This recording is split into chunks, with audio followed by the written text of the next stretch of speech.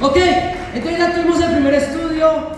Pepito llegó a tiempo al estudio, ¿verdad? Hablamos un rato y después de haber adelantado el cuaderno un poco, vamos a empezar el siguiente estudio. Entonces, Pepito, y para ti el día de hoy, el estudio de hoy se titula La Palabra de Dios. Hoy vamos a ver para qué sirve la Biblia, cuáles son las falacias que podemos cometer al estudiar la Biblia. Y la Biblia es uno de esos pocos libros que se autocita ella misma, ¿verdad? Habla de ella misma. Y hoy vamos a aprender todo acerca de la palabra de Dios, así que Pepito y tú vas a salir preparado, entendiendo para qué sirve la Biblia. ¿Amén? Entonces vamos a ir después de orar, obviamente porque empezamos con una oración, vamos a una escritura que está en 1 Timoteo, capítulo 3, versículo... ¿Es 2 Timoteo? Lo siento. Ya me quedo. Ok, 2 Timoteo, capítulo 3, versículo 16 al 17. 2 Timoteo, capítulo 3, versículo del 16 al 17. La Biblia dice así, empiezo leyendo yo, dice: toda la escritura es inspirada por Dios y útil para enseñar, para reprender, para corregir y para instruir en la justicia, a fin de que el siervo de Dios esté enteramente capacitado para toda buena obra. ¿Cuál es la pregunta que yo hago en cada una de estas escrituras? Ok, Pepito, ¿qué es lo que dice la Biblia de ella misma en esta escritura? Bueno, toda la escritura es inspirada por Dios. ¿Qué significa eso? Inspirada por Dios. Bueno, inspirada por Dios significa que es Él desde donde salió directamente de Dios, ¿verdad? Es inspirada por Dios. Muchas veces nos podemos confundir de que es inspirada por Dios y es inspirada en Dios. No, son dos cosas muy diferentes, ¿verdad? Inspirada por Dios quiere decir que nació de Él. Inspirada en Dios es que alguien más hablando de Dios. No, esto es inspirada por Dios, es palabra de Dios. Pero dice que es útil para ciertas cosas. Cada pregunta que yo hago acá son las preguntas que yo realmente hago, pero yo las voy a responder de una vez. ¿Para qué es útil la escritura? Bueno, dice que para enseñar, para reprender, para corregir y para instruir en justicia. Exacto. La Biblia no es útil para tenerla abierta en Salmo 23 en la sala, ¿ven? No, para eso no sirve, aunque muchos lo hagan, ¿verdad? La Biblia no es útil para tenerlo en la fila de libros, en un librero, agarrando polvo. No, la Biblia es útil para enseñar, para reprender, corregir, instruir en la justicia. ¿Pero con qué propósito, Pepito? Bueno, versículo 17 dice: a fin de que el siervo de Dios esté enteramente capacitado para toda buena obra. ¿Qué significa eso? Bueno, que por medio de la Biblia tú eres capacitado para responder en cualquier situación exactamente como Dios quiere que respondas. Por medio de la Biblia te capacita, te enseña, corrige y reprende para que en cualquier situación, buena, mala, cualquiera que sea, tú puedas responder como Dios quiere que respondas. ¿Están conmigo, chicos? Pero tiene que ser usada correctamente. Si yo tengo estas gafas y me las compro, pero me las pongo así todo el día, no van a servir de nada, ¿verdad? Es lo mismo, la Biblia solo es útil cuando te enseña, corrige y reprende. Siempre tienes que preguntarles: ¿entiendes esto? Si te dicen que sí, te dice: ok, ¿qué te parece la escritura? No solo te quedes en ¿entiendes esto? Porque todos se van a decir que sí, muy pocas personas van a decir que no. Si le explicas bien, le preguntas: ¿y qué opinas de eso? Deja que la persona hable, ¿verdad? Deja que la persona exprese lo que él entiende. Y ahí es donde le haces la pregunta: Pepito, ¿tú quieres que con la Biblia se te enseñe? ¿Que con la Biblia se te reprenda? Ahí es donde pueden dudar un poco, ¿verdad? Que se te corrija y que se te enseñe. Al final tenemos que llamar a las personas a que tomen una decisión. Si no sabes qué reprender, pregúntale: ¿sabes qué reprender? Bueno, reprender es una corrección un poco más fuerte, ¿verdad? Y es como cuando le enseñas a un niño a no correr con un cuchillo, ¿verdad? No jugar con cuchillos, ¿verdad? Le dices: no, con los cuchillos no se puede. Pero saca un cuchillo un día de estos y comienza a correr y lo corriges, ¿verdad? Le dices, no, ya te dije que no hicieras eso. Pero un día está corriendo y después se puso a perseguir a su amiguito corriendo con un cuchillo. ¿Tú qué haces? Tú lo paras, le quitas el cuchillo y le dices, no, eso no se hace. Ya te dije que eso no se hace. Una reprensión es una corrección un poco más fuerte, y con la Biblia tenemos que ser enseñados, corregidos y reprendidos. ¿Estás dispuesto a esto?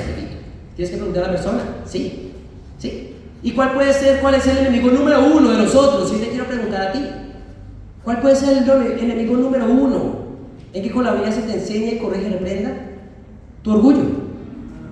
Es el orgullo lo que no nos permite capacitarnos. Una persona no puede ser enseñada si es orgullosa.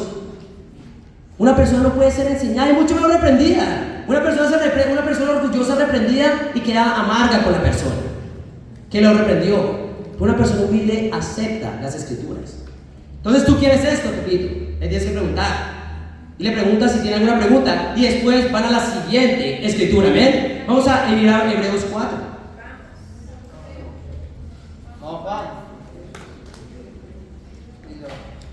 Hebreos 4, versículo del 12 al 13. Lo que puedes hacer, lo que yo trato de hacer es turnarse lo que es la lectura, ¿verdad? No es que solo lea o que solo tú leas, no. Rótate la lectura para que sea algo más ameno. Versículo 12 de Hebreos 4 dice así: ciertamente la palabra de Dios es viva y poderosa y más cortante que cualquier espada de dos filos. Penetra hasta lo más profundo del alma y el espíritu, hasta la médula de los huesos, y juzga los pensamientos y las intenciones del corazón. Ninguna cosa creada escapa a la vista de Dios. Todo está al descubierto, expuesto a los ojos de aquel a quien hemos de rendir cuentas. La pregunta de siempre: ¿qué ves acá que dice la Biblia de ella misma? Bueno, dice que la palabra de Dios es viva. ¿Qué significa que está viva? Bueno, la respuesta a eso es que es relevante, ¿verdad? Que aunque fue escrito hace miles de años, aplica como si hubiera escrito hace el día de ayer, directamente para nosotros. Es relevante. Esto no es un libro antiguo que simplemente se aplica para el momento en que fue escrito. La Biblia es viva. ¿Qué quiere decir? Es relevante. Pero dice que también es poderosa. Otras escrituras dicen es eficaz. El caso es que hace lo que viene a hacer, ¿verdad? Pero la Biblia es comparada con un objeto. ¿Cuál es ese objeto? Dice ahí, una espada. Y realmente, si tú vas a pensar, solo hay un uso objetivo para una espada, y ese es cortar. Objetivamente, una espada se puede usar para cortar lo que sea. Muchos lo usan para matar, pero simplemente, objetivamente, la espada es para cortar, ¿verdad? Y estoy seguro que hace 2000 años no tenían lo que los cirujanos usan el día de hoy. ¿Qué usan los cirujanos para entrar profundamente? Bueno, exacto. Dios usa la espada como bisturí. Pero realmente un cirujano tiene que entrar en el cuerpo de una persona si todo está bien en la persona. No. El bisturí entra cuando hay algo mal dentro de nosotros. Y no estoy hablando de nada cosmético, ¿verdad? No, cuando el bisturí entra es porque hay algo malo. ¿Y qué es lo que tú crees que Dios quiere remover de ti? Lo malo, ¿verdad? ¿Cuál es otra palabra para eso? El pecado. La Biblia va a entrar profundamente y Dios se va a encargar ¿de qué? De remover el pecado de nosotros. Algo loco es que dice que ninguna cosa creada escapa a la vista de Dios. Todo está al descubierto. ¿A qué? Expuesto a los ojos a quien debemos de rendir cuentas. ¿Qué quiere decir esto? Que va a ir tan profundo que va a cortar cosas que tú ni siquiera sabías que había ahí. ¿Tú puedes creer que tú eres algo? No, espera que estudies la Biblia y te vas a dar cuenta mucho realmente de quién eres. La Biblia va a entrar profundamente y te va a mostrar mucho más de tu carácter y de tu pecado de lo que creías que podías ver, porque nada puede esconderse de Dios. Y muchos de nosotros acá, ¿verdad? Hemos experimentado eso. Muchos entramos al reino creyendo que éramos algo y nos dimos cuenta que éramos eso y más. Sí, y eso es lo increíble de la Biblia, ¿verdad? Lo increíble de la Biblia es que siempre va a entrar profundo y tú puedes estar ciego al respecto. Pero la Biblia, Dios te va a ayudar con la Biblia a ver estas cosas. Mi pregunta para ti es, Pepito, ¿estás dispuesto que la Biblia entre profundo? Tienes que preguntarte, ¿estoy dispuesto? Porque como una operación, Pepito, va a doler. Va a doler. Hay personas que en el mundo dicen, no, si no me siento bien al respecto, si no hay paz en mí, quiere decir que no es de Dios. Mentira. Si está doliendo, si realmente te está retando, es porque es de Dios. Es comparado con una espada con un propósito, ¿verdad? No se siente bien. Entonces, si no se siente bien, probablemente es porque se está usando el día, ¿ven? Tienes que preguntarte tú el día de hoy, y tenemos que preguntarnos como discípulos, ¿aún estoy dispuesto a que la Biblia me corte? ¿Cuándo fue la última vez que te cortaron? Que Dios te cortó en tu tiempo con Dios. A mí fue esta mañana. Me cortó bastante. ¿Qué tan constantemente estás pasando por esa renovación? ¿De qué? De que ese pecado vaya saliendo. Pero ahora vamos a ir a otra escritura que nos va a dejar entender un poco más. Y es nuevamente hay que preguntarles. Como digo, tiene que preguntarle a la persona, ¿entendiste? Ok, ¿qué piensas tú al respecto? Cuando yo les pregunto también, ¿quieres que la Biblia te corte? Sí. Ok, ¿cómo te sientes? ¿Cómo te sientes al tomar una decisión de estas? ¿Por qué una persona tomaría la decisión? Le preguntaría a Pepito, ¿por qué tomarías tú esa decisión de ser cortado?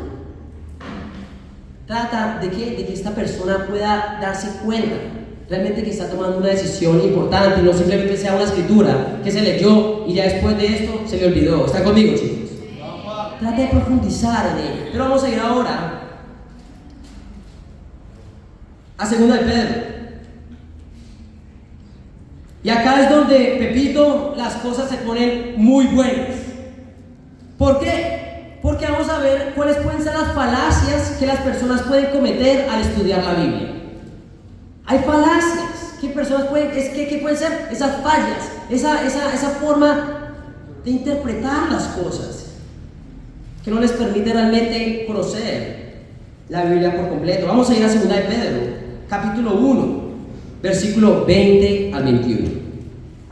Dice así: ante todo, tengan muy presente que ninguna profecía de la Escritura surge de la interpretación particular de nadie, porque la profecía no ha tenido su origen en la voluntad humana, sino que los profetas hablaron de parte de Dios, impulsados por el Espíritu Santo. Tienes que preguntarle, ¿qué entiendes acerca de esto? Bueno, ¿qué dice? Que la Escritura, o sea, la Biblia, no viene de qué. Dice, no surge de la interpretación particular de nadie. ¿Qué quiere decir? Que nadie escribió la Biblia simplemente creyendo que esto era simplemente lo que él creía. No era los profetas no escribieron simplemente pensando en lo que ellos creían. No, dice el versículo 21, porque la profecía no ha tenido su origen en la voluntad humana, sino que los profetas hablaron de parte de Dios, impulsados por el Espíritu Santo. ¿Cuál es la pregunta que yo hago? Entonces, ¿cuántos autores tiene la Biblia? ¿Cuántos autores tiene la Biblia? Muchas personas todavía se confunden con esa pregunta cuando se las haces y dicen, no, la verdad es que no sé cuántas. Bueno, tienes que ver, ¿fueron estas personas escribiendo lo que ellos pensaban? No, dice que ellos fueron inspirados por el Espíritu Santo. Entonces, nuevamente, ¿cuántos autores tiene la Biblia? Uno. ¿Y quién es? El Espíritu Santo. Es Dios, amén. Y había un gran ejemplo cuando las personas aún no entienden. Ahí es algún ejemplo que yo a veces doy. No es necesario que lo usen, pero le ayuda a las personas a entender. Es como cuando tú estás escribiendo una carta, ¿verdad? Cuando tú escribes una carta, ¿quién está escribiendo? ¿El lapicero o tú? Estás escribiendo tú, ¿verdad? Pero estás usando un lapicero. Bueno, los profetas fueron los lapiceros de Dios, ¿verdad? No era la mano de Dios, sino que ¿qué? Dios por parte de ellos escribía. Y como la vida de los profetas era limitada, ahí es cuando se acababa la tinta, ¿verdad? Lo bueno es que Dios no mandaba, Dios que pasaba con esos lapiceros lo mandaba al cielo. Amén. Pero sí, es eso. Fueron usados por el Espíritu Santo. Pero ¿qué quiere decir? Que no hay interpretación particular. No se trata de lo que tú creas y lo que yo crea y lo que él crea. No. Si realmente todos creemos algo diferente, existen muchas opciones. Y si tú crees algo diferente a mí, puede que tú estés equivocado y yo esté en lo cierto. O puede que yo esté en lo cierto y tú equivocado. O existe una tercera, que los dos estemos equivocados. Pero no existe tal cosa como interpretación particular. Me gusta preguntarle si han entendido estas cosas. Pero también preguntarle, ¿es lo que vemos hoy en día? ¿Es realmente lo que vemos hoy en día una interpretación? Es fácil ver que no, ¿verdad? Hay miles de denominaciones solo en el cristianismo. Miles. ¿Qué quiere decir? O que una de ellas está cierto o que todas están mal. ¡Wow! Y la pregunta es, Pepito, la pregunta es, bueno, tienes que preguntar a él, ¿entiendes esto? Tratar de explicárselo, ¿verdad? ¿Qué piensas tú al respecto? Dile siempre qué piensa al respecto. Pero la pregunta del millón, Pepito, es, entonces, ¿cómo llegamos a la verdad? ¿Cómo llegamos a la verdadera? Si hay tantas miles de denominaciones, ¿cómo sabemos que una es la verdadera? Bueno, ahí es donde vamos a ir a Juan 8. Y vamos a ver realmente cómo llegar a la verdad. ¿Cuál es el primer reto o la primera falacia que las personas pueden cometer al estudiar la Biblia? Sus interpretaciones particulares. No es que yo entiendo esto, no es que a mí me parece esto. No, Dios tuvo un propósito con esa escritura. Ahora, hay una sola interpretación, diferentes aplicaciones, ¿verdad? Mi vida no es la misma no es la vida que tú vives, ¿verdad? Para ti, en un contexto puede aplicar diferente, pero el mensaje es el mismo. Diferentes aplicaciones, solo una interpretación. ¿Están conmigo, chicos? Juan 8. No tienes que extenderte mucho en la escritura. Tienes que hacerle preguntas y al final el punto de la escritura es ese. No hay interpretación particular. Que los profetas no escribieron lo que ellos pensaron, fueron inspirados por parte de Dios. Pero en Juan 8 vamos a ver cómo llegar a la verdad. Vamos a leer versículos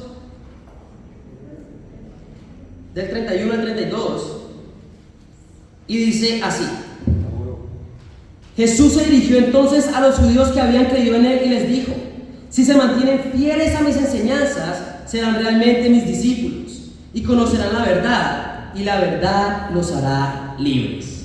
Es una frase que en el mundo es muy conocida, ¿verdad, Pepito? ¿Has escuchado la verdad te hará libre? Sí, y hay una quien la dijo: Jesús. Y el punto de todo esto es cómo realmente llegar a la verdad. Hoy, para nosotros, tenemos que preguntarnos cómo realmente llegamos a la verdad. Bueno, tenemos que entender el contexto de la escritura. ¿Con quién está hablando? Yo le pregunto, ¿con quién está hablando Jesús acá? Bueno, dice, Jesús se dirigió entonces a los judíos. Muchos se quedan ahí, ¿verdad? Como en judíos. Pero no leen la segunda parte. En los judíos que habían creído en él. Estas personas creían en Jesús. La pregunta es, Pepito, ¿ellos ya conocían la verdad por creer en Jesús? Muchos dicen que sí. Muchos, no sé. Y yo simplemente les digo, lean, ¿qué dice la escritura? Pues la escritura dice, si se mantienen fieles a mis enseñanzas, serán realmente mis discípulos y conocerán la verdad, y la verdad los hará libre. ¿Qué quiere decir esto? ¿Ellos ya conocían la verdad por creer en Jesús? No. ¿Qué quiere decir esto, Pepito? Que sinceridad no es lo mismo que verdad.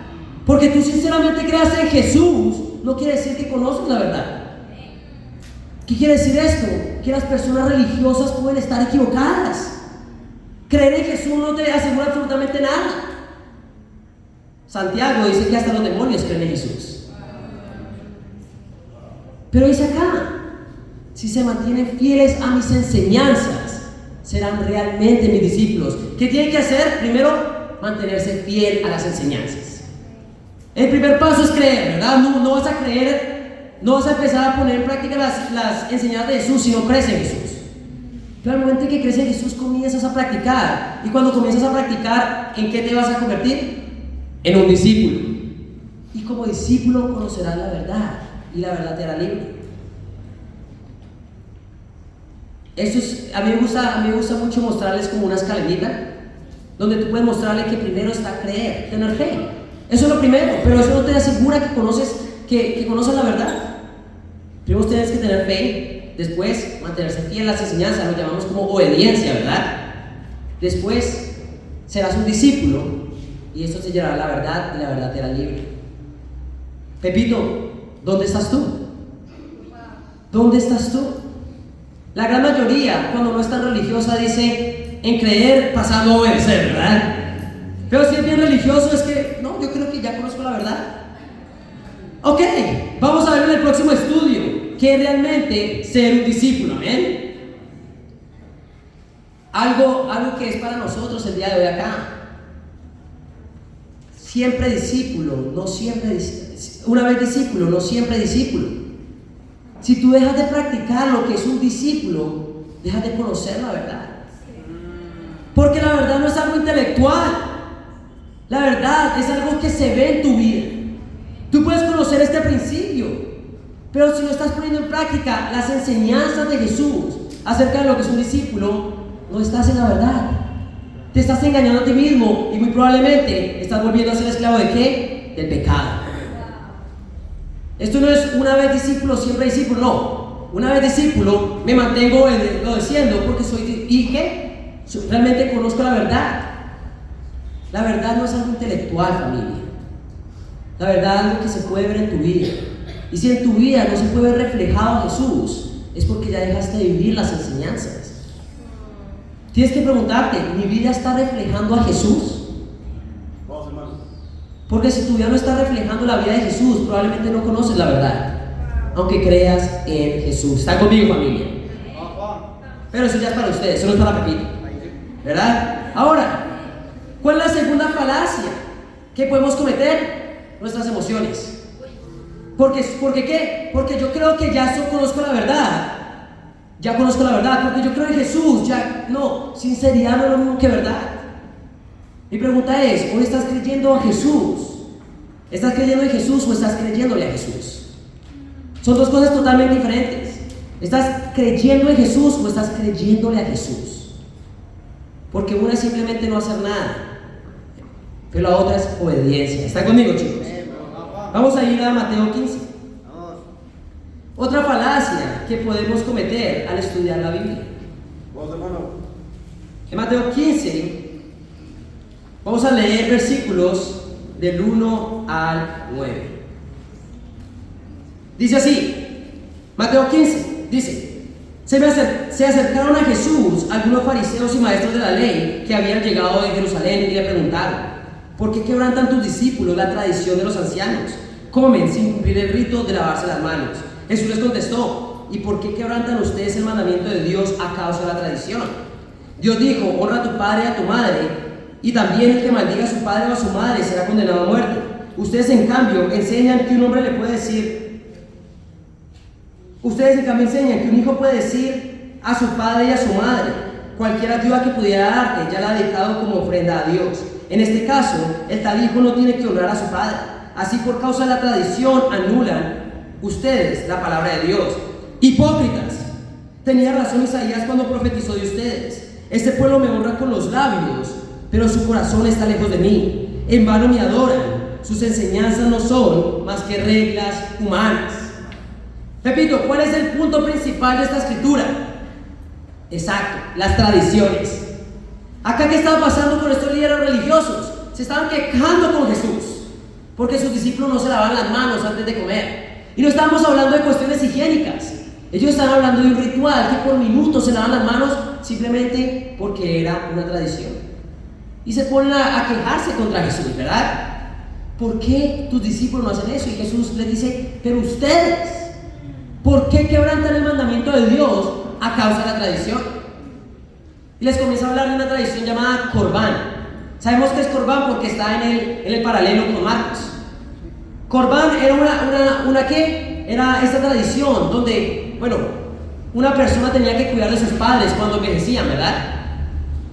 Pero las personas, ellos habían creado una tradición que el dinero, un poco del dinero que iban a usar para cuidar de sus padres, lo ofrendaban al templo. Y ya podían venir a sus padres y decirles: lo que iba a usar para cuidarte, ya lo he dado como ofrenda a Dios. Y ya que se deshacían de qué? De la responsabilidad de cuidar a su padre y a su madre. Corbán. Es muy importante que se aprendan esto. Corban se llama. Entonces vemos acá, Corban. No pueden leer Marcos, ¿pero qué? Ellos están empezando a poner la tradición por encima de la palabra de Dios. Pepito, ¿qué dice Jesús? ¿Qué pasa cuando empezamos a adorar por tradiciones? ¿Cómo que nos volvemos? El versículo 7, hipócritas. Cuando una persona comienza a adorar por medio de tradiciones y credos, se vuelve un hipócrita.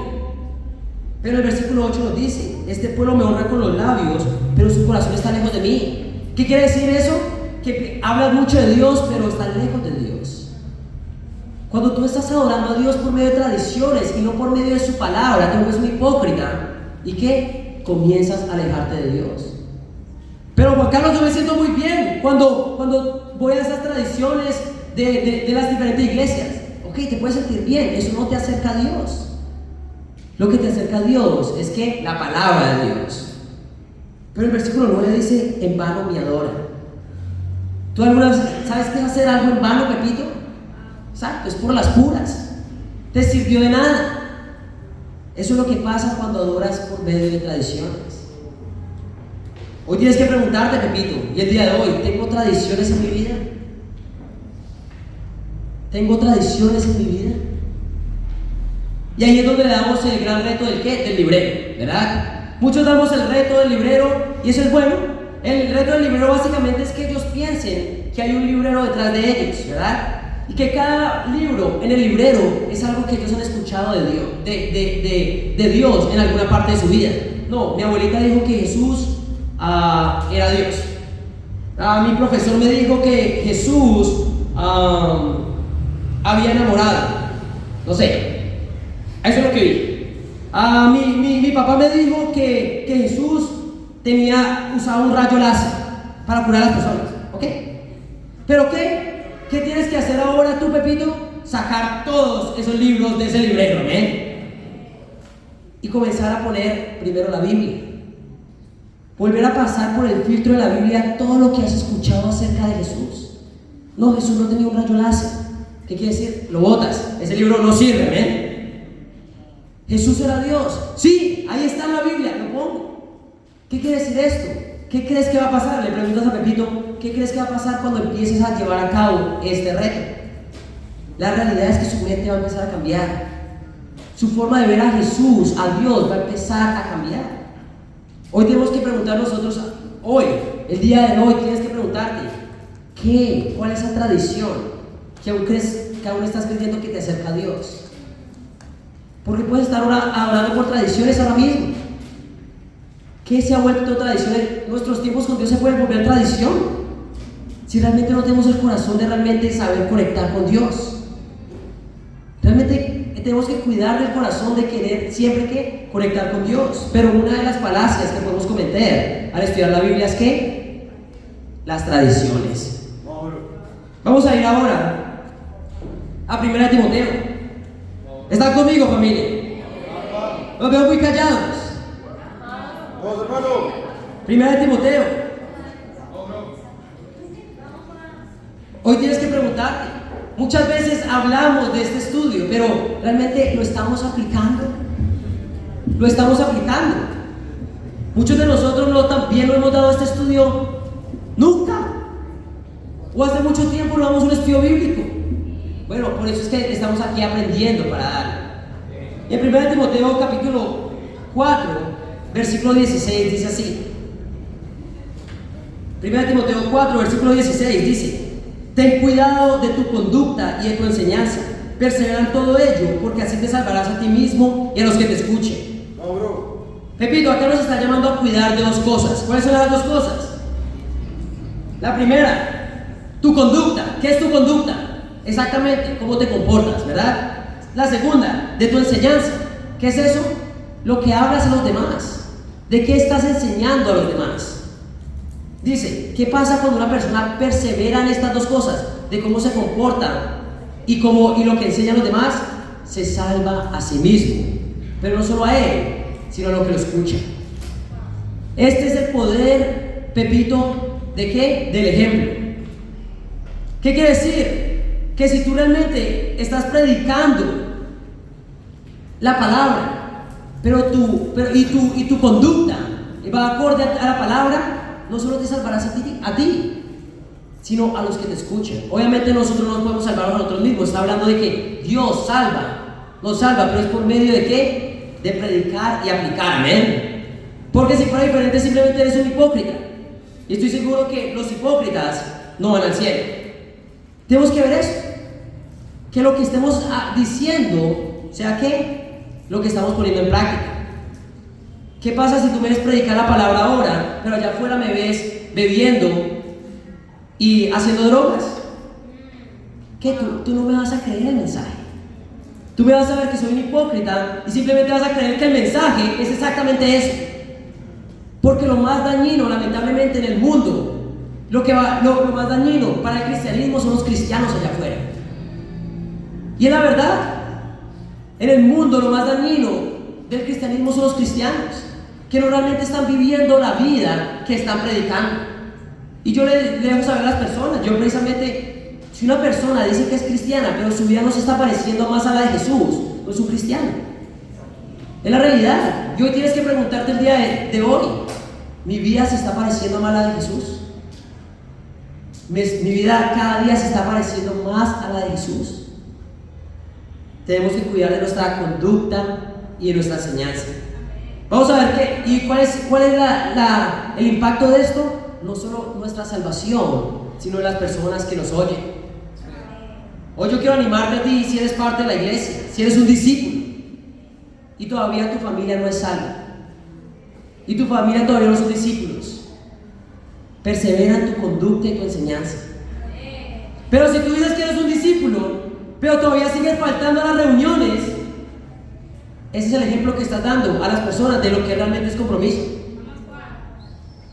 Si todavía dices que eres un discípulo, pero nunca te han visto leer la Biblia ni tener tus tiempos con Dios, ese es el ejemplo que le estás dando a tu familia. Si eres joven y dices que eres discípulo, pero le sigues respondiendo a tu mamá y a tu papá, ya no lo obedeciéndoles, tú estás condenando a tu padre y a tu madre y a ti mismo.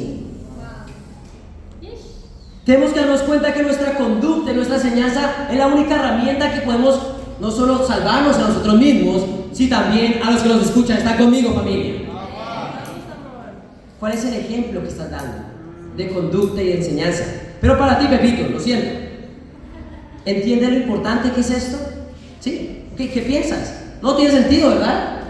Es no ser hipócrita, es vivir. Ahora vamos a ver en Hechos 17 cómo cuidar de ambas cosas. Vamos a ver cómo cuidar de tu conducta y de tu enseñanza. Vamos a ver cómo cuidar de tu enseñanza primero. En Hechos 17, y yo creo que te va a sonar un poco familiar la escritura, Pepito. Y en Hechos 17, versículo del 10 al 12. Tan pronto como se hizo de noche, los hermanos enviaron a Pablo y a Silas a Berea, quienes al llegar se dirigieron a la sinagoga de los judíos.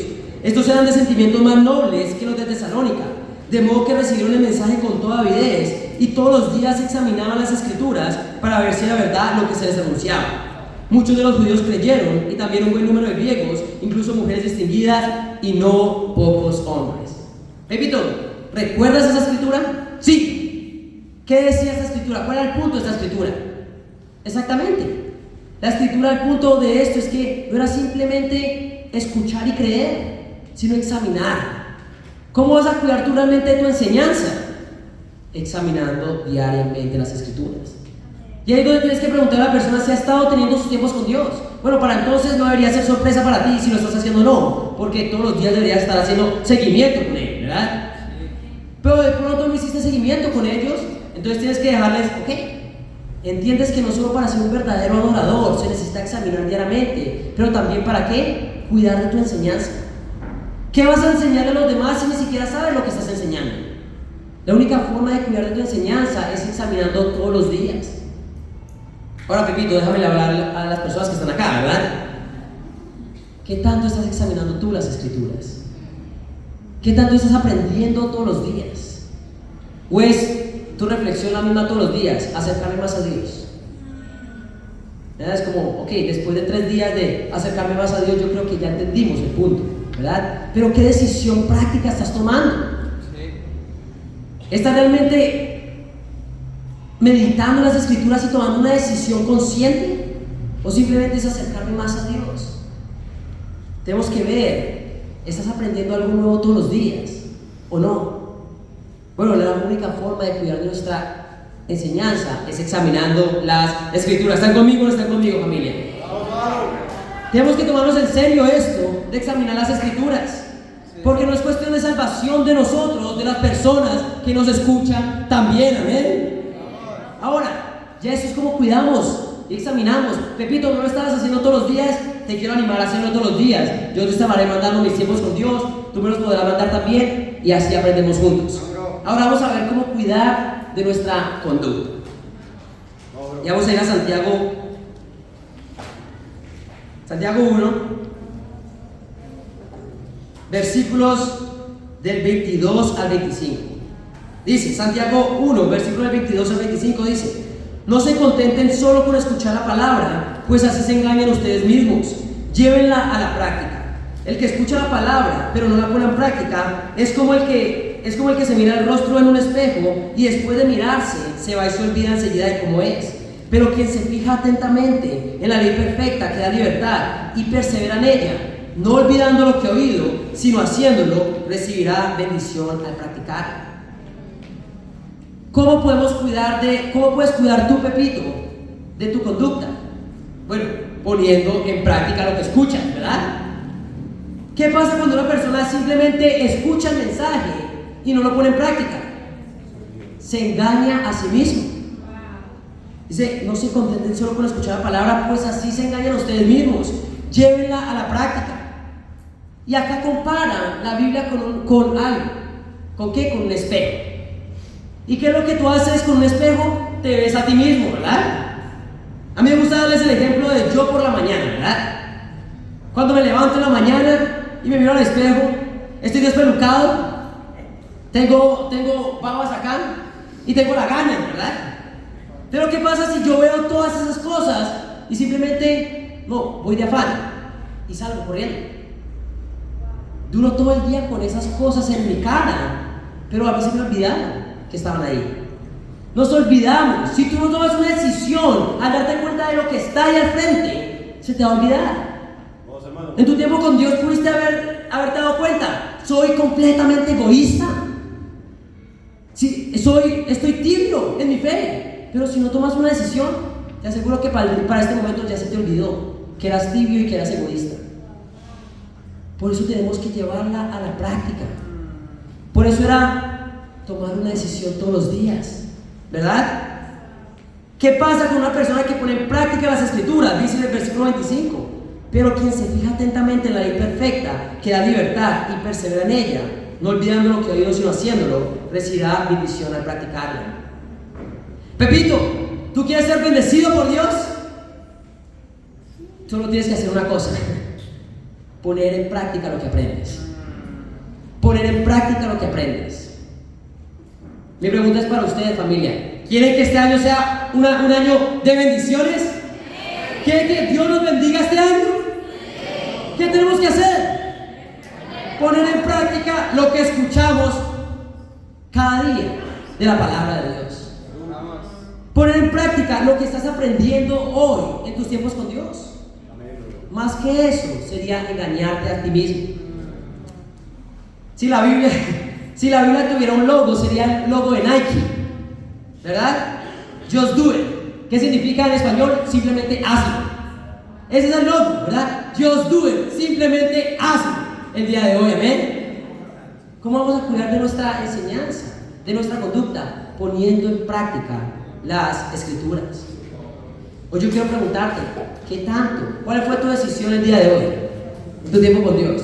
¿Cuál fue tu decisión?